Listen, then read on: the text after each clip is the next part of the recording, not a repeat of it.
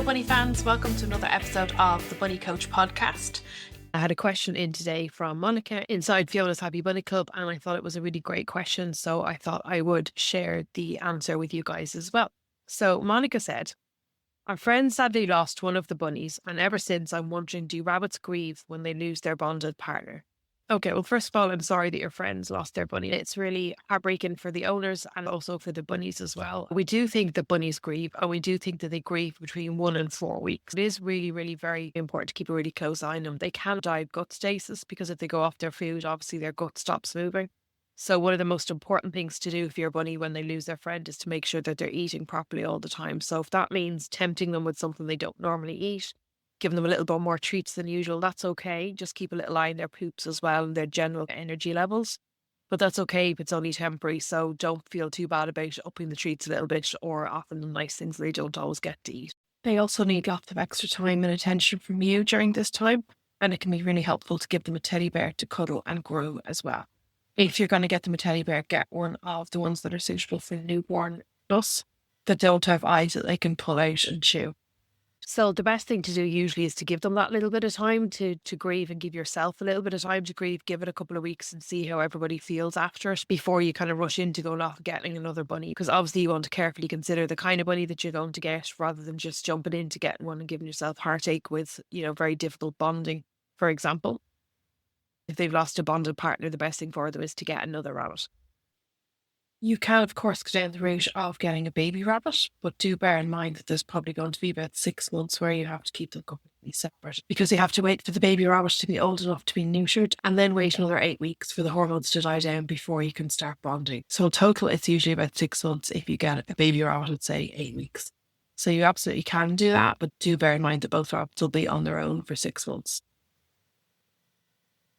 So I normally wouldn't advise that if you have a bereaved rabbit. So if you want to go down the route of getting another rabbit, the quickest way to do that is to adopt a rabbit that's already neutered. So from your local shelter or your rescue centre, that can be a really good place to find a new friend for your bunny. Some of them offer speed dates. I don't know if you've listened to my podcast about speed dates. I think they're not always reflective of how bunnies will get on. I've had a lot of people coming to me for bonding help where the rabbit has been fine on the speed date with the other rabbit and then they've brought them home and all hell has broken loose. So it doesn't always necessarily tell you a whole lot, and a lot depends on how the speed date is handled. But your rabbit is out of their own environment, so they're going to behave differently towards a rabbit than they will when you bring them into their own home. But it can give you a kind of indication of whether they're likely to be fairly calm together or go straight into tornado. If they go straight into tornado even there, then you definitely don't want to bring that particular bunny home. So when you get a new bunny home, it is best if you can quarantine them for 1 or 2 weeks. So again, that's going to delay a little bit the bonding. It would be better if they were in separate rooms, and you should always feed and tend to your own rabbit first. And then after that, tend to the other rabbits just in case they're carrying something that you don't want to pass to your own rabbit. Another benefit of doing it that way around is that your rabbit is less likely to smell the other rabbit on you, which will make them less aggressive. Sometimes when you bring a new bunny into the house, then your own bunny can behave very badly because they smell the other rabbit. So they're not stupid. They probably know the other rabbit is there, but that'll kind of lessen things a little bit. And then what you can do is you can have them living side by side for a couple of weeks before you start the bonding process. And if they're neutered, then you could start switching the pens over every day as well. I always recommend that pre-bonding because it helps immerse them in each other's smell. And it can make a really big difference to the bonding because they kind of get to know each other a little bit. So that can be a really helpful thing to do. And then wait until both rabbits are at least 8 weeks post-neuter before you start bonding so that the hormones don't get in the way. After they've been neutered, the hormones surge quite a lot. So you may think it's okay to start bonding a rabbit that is already neutered, but if they're not 8 weeks post-neuter, then it's very risky and it's less likely to work, more stressful for everybody, and might make an unstable bond later on. So you're better off hanging on until at least 8 weeks until the hormones have died down. But still having the other rabbit living right beside them can really make a difference and perk up your bunny, even if they're not actually bonded yet. So that can be a really good thing to do, even if you can't start bonding immediately, still to have them beside each other for company can be really, really helpful. It can go the other way where they can be aggressive because it's not their bonded partner and it's another bunny in the house, but that should settle down over time. And still it's good for them to have some company beside them and something to do to watch the other bunny can be really helpful as well, rather than just sitting in the corner being depressed, which unfortunately some bunnies do.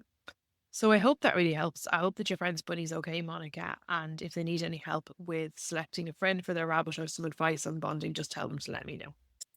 If you would like a tailor-made plan for your bunnies, or you are struggling with bonding, or you're planning to bond and you just want to get it right from the beginning, start by telling me what's happening with your rabbits. So I have two free options. One is you can answer some questions online for me and I'll get back to you in an email, or we can talk face to face. I do a free 15-minute call. So check the show notes underneath for the links. And once I've reviewed your situation, then I can recommend the most suitable support pathway for you. I have lots of different levels of support depending on your situation and your budget, and you can decide what feels right for you and your bunnies. But don't be struggling alone.